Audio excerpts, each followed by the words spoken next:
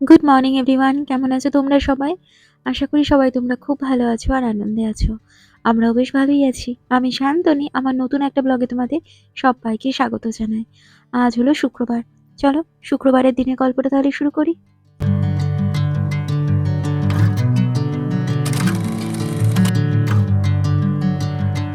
আজ সকালে খালি পেটে খাবো আমি এই এবিসি জুসটা, আপেল, ক্যারট আর বিটরুট দিয়ে। আমি এটা প্রতিদিন খাই না, প্রতিদিন খাওয়া ভালোও নয়, সপ্তাহে একদিন খাই। আর বাকি দিনগুলোতে ওই মেথি জিরে ভেজানো যে জলটা থাকে ওইটা খাই গরম করে। আর জুসটা করার সময় এটা কিন্তু ছেঁকে খাবে না, এটা পুরোটা খাবে, কারণ পাল্প সহ খেলে তাহলে গুণাগুণটা বেশি শরীরে ঢোকে, মানে ফাইবারটা ভালো ঢোকে শরীরে।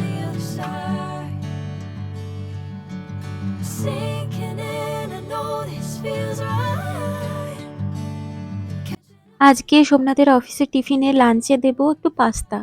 এই পাস্তার প্যাকেটটা আমি আগের অ্যাপার্টমেন্টে যখন থাকতাম তখন কিনেছিলাম, তারপর ওখান থেকে শিফট হওয়ার সময় নিয়ে এসেছি, অথচ একদিনও বানানো হয়নি। আজকে একটু পেঁয়াজ, ক্যাপসিকাম, গাজর, বিনস যা সবজি ছিল সেটাই আর একটুখানি রসুন আর পেঁয়াজ দিয়ে ভালো করে ভাজা ভাজা করে নেওয়ার পর অনেকটা টমেটো দিয়েছি। সোমনাথ আবার টমেটো সস পাস্তাটা তাও খেতে পারে, মানে পাস্তা খুব একটা ওর পছন্দ নয়, তাও আর কি। কিন্তু হোয়াইট সস পাস্তাটা ওর সহ্য হয় না। আমি একটুখানি টমেটো কেচাপও ওর সাথে দিয়ে দিলাম। আর তার সাথে বাড়িতে যা যা ফ্লেভার ছিল সবই, একটু লেমন পেপার ফ্লেভার দিলাম। চিলি ফ্লেক্সটা শেষ হয়ে গেছে বলে নর্মাল মানে যে লঙ্কার গুঁড়োটা সেটাই দিয়েছি।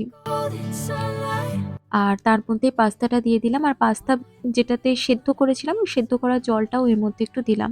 একটু মাখা মাখা মাখা মাখা হলেও তো ভালো লাগে পাস্তাটা।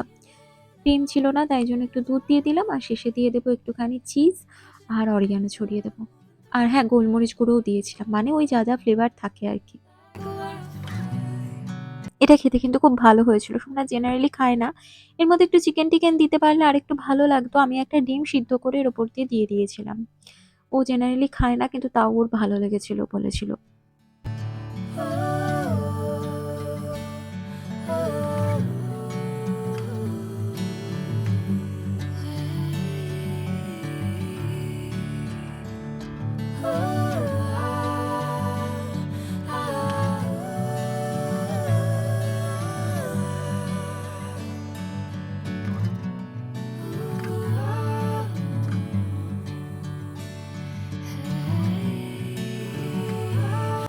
লাঞ্চে যেহেতু আজকে পাস্তা দিয়েছি তাই জন্য সকালে ভালো করেই খেয়ে অফিস যাবে। একটু দেরি করেও যাচ্ছে। আমি তাই একটুখানি একটু চচ্চড়ি টাইপের করছি পালং শাক দিয়ে। মানে পালং শাকটা অল্প আছে, ওটাকে একটু বাড়ানোর জন্য একটু সবজি দিয়ে দিয়েছি। গাজর, আলু, বিনস যা ছিল আরকি। তার উপর দিয়ে পালং শাকটা দিয়ে দিচ্ছি। একটু নুন দিয়ে একটুখানি সেদ্ধ হতে দেব। আর আমি পালং শাকের চচ্চড়িতে একটুখানি না সর্ষে গুলে দিয়ে দিই জলটা। খুবই অল্প পরিমাণ, কিন্তু ওতে না খুব বেশ একটা মাখো, মাখো আঁটো, আঁটো ব্যাপার হয়। আর টেস্টটাও যেন একটু ভালো হয়। তবে একটুখানি শাকে আমি মিষ্টি দিই একদম সব সেদ্ধ হয়ে যাওয়ার পর একদম শেষের দিকে। এইটুখানি মানে পালং শাক, সেই পালং শাকটা হয়তো ভাজা করলে হয়তো মুখেই পড়বে না। কিন্তু এই চচ্চড়ি করলে তাও একটুখানি বেশ বেড়ে যায়, অনেকটা হয়ে যায়। খেতে ভালো লাগে। বড়িটা শেষ হয়ে গেছে, বড়ি আনতে হবে। বড়ি দিলে দারুণ হতো। মাছের মাথা দিলে ভালো হতো, বেগুন দিলে ভালো হতো। বেগুনটা আমি দিতে পারি না যেহেতু সোমনাথের অ্যালার্জি আছে। জেনারেলি দিতে চাই না। দিলে ভীষণ ভালো টেস্ট হয়।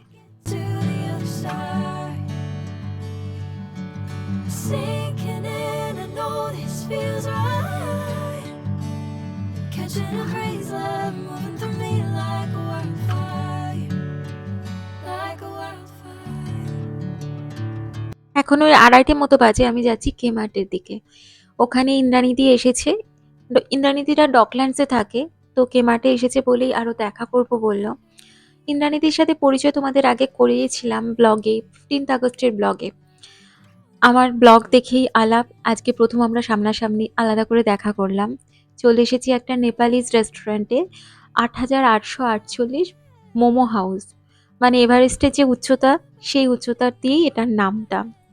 আমি প্রথম এই রেস্টুরেন্টটাতে এলাম। মোমোর টেস্টটা দারুণ। একটা স্টিম মোমো নেওয়া হয়েছিল, মোমোর টেস্টটা ভীষণ ভালো লেগেছে। অনেক ধরনের কম্বো অফারও রয়েছে, একদিন সোমনাথ আর আমি এখানে আসবো। কথা বলতে বলতে গল্প করতে করতে আমরা কত গল্প করে ফেললাম, ভীষণ ভালো লাগছিল।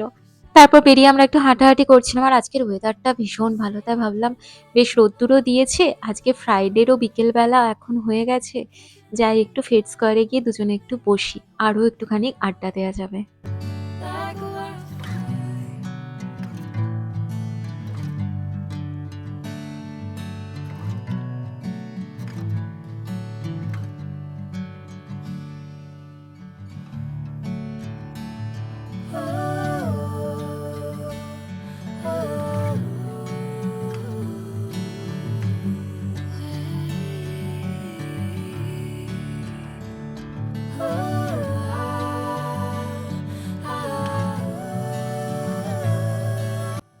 গল্প করতে, করতে বিকেল ৫টা বেজে গেছে। এখন ভাবছি আমরা এখন বাড়ি ফিরবো। কারণ আমাদের হঠাৎ করেই প্ল্যান হয়েছে গল্প করতে, করতে যে আজকে আমরা ৪ জনে মিলে বাইরে কোথাও ডিনার করবো। মানে সোমনাথও অফিস থেকে ফিরবে, সুপ্রতীকদাও অফিস থেকে ফিরবে। তারপরে সন্ধ্যেবেলাতে কোথাও একটা রেস্টুরেন্টে ডিনারে যাবো। তাই এখন একটু বাড়ি ফিরে ফ্রেশ হয়ে নেবো।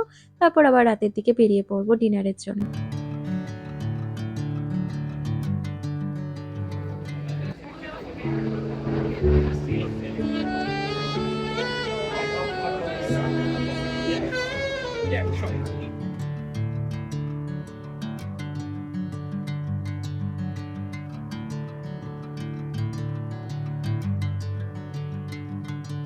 শুক্রবারের সন্ধ্যেবেলা আলাদাই আমেজ থাকে মেলবোর্নের শহরের রাস্তাতে। এখন ওই 8:30 পৌনে 9টা মতো বাজে। আমরা বেরিয়ে পড়েছি। যাচ্ছি আজকে ক্রিক রেস্টুরেন্ট স্টাইলেকটাইটসে। বেশিক্ষণ লাইন দিতে হয়নি, ফাঁকা মতোই ছিল। সন্ধ্যের টাইমটাতে বেশি ভিড় থাকে। এখন তো মোটামুটি পৌনে 9টা বেজে গেছে, অতটা ভিড় নেই। সুপ্রতীকদা আর ইন্দ্রানীদি চলেও এসেছে। আমরা নিয়েছি একটা মিক্সড গিরো প্লেট, যার মধ্যে চিকেন রয়েছে আর ল্যাম্ব রয়েছে, আর তার সাথে পিটা ব্রেড আর 4 রকমের ডিপ নেওয়া হয়েছিল। দারুণ খাওয়া দাওয়া হলো, গল্প হলো। আর ওরা তো ভীষণ মজার মানুষ, মানে প্রথম আলাপ আমাদের বোঝাই যাচ্ছিল না, এত মজা করেছি। এরপর সবাই মিলে চলে এসেছি এখানে ডেজার্ট খেতে। এটা একটা রুফটপ বার, এখানে বিভিন্ন ধরনের ডেজার্ট পরিবেশন করা হয়। তো আমার এরকম এক্সপিরিয়েন্স মেলবোর্নে এসে প্রথমবার। ভীষণ ভালো লাগছিল অ্যাম্বিয়েন্সটা।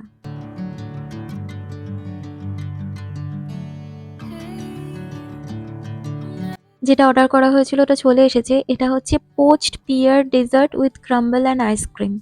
অ্যাকচুয়ালি ব্যাপারটা হচ্ছে একটা নাশপাতিকে পোচ করা, মানে সিদ্ধ করা, কিছু আপেলের কুচি নিচে দেওয়া, কিছু ক্রাম্বল রয়েছে, রয়েছে ভ্যানিলা আইসক্রিম, আর ওপর থেকে দেওয়া হচ্ছে যে ক্যারামেল সিরাপটা। সব কিছু মিলিয়ে খেতে, গরম ঠান্ডা, কিছু ক্রাম্বল মুখে পড়ছে, ভালো লাগছিল। আমার তো নাশপাতি সিদ্ধ খেতে এটা এতটা ভালো লাগতে পারে জানা ছিল না। সবার অতটা ভালো না লাগলেও আমার কিন্তু সবটা মিলিয়ে বেশ ভালো লেগেছে খেতে। Sinking in, I know this feels right. Catching a breeze, love moving through me like a wildfire, like a wildfire. গল্প করতে, করতে আমরা এত মজে গেছিলাম যে ঘড়ির কাঁটা কখন যে 11টাতে ছুঁয়ে গেছে আমাদের খেয়ালই ছিল না। তারপর পৌনে 11টা বেজে গেছে দেখে আমরা রেস্টুরেন্টটা থেকে বাইরে এলাম। তারপরে আরো খানিকক্ষণ হাঁটাহাঁটি করলাম। আজকে প্রথম আলাপ আমরা বুঝতেই পারছিলাম না। Thanks to YouTube. মানে আমার এই ইউটিউবের জার্নি আমাকে কত মানুষের সাথে এই মেলবোর্নে এসে পরিচয় করিয়েছে। আমাদের মনেই হয় না যে তোমাদের সাথে আমি প্রথমবার আলাপ হচ্ছে, প্রথমবার দেখা হচ্ছে। তোমরা আমার সম্পর্কে কত কিছু জানো। তাই জন্য আমার ভীষণ আনন্দ হয়, ভীষণ ভালো লেগেছে। আজকের সন্ধ্যেটা তো আমার ইউটিউবের জন্যই এত ভালো কাটলো। তো চলো আজকে বাড়ি ফিরি, আর ভিডিওটাও এখানেই শেষ করছি। যদি কিছু ভালো লেগে থাকে ছেড়ে যাওয়ার আগে অবশ্যই চ্যানেলটা সাবস্ক্রাইব করো, লাইক করো, আর কমেন্ট করে আমার পাশে থেকো। আজ আসি, টাটা, গুড নাইট।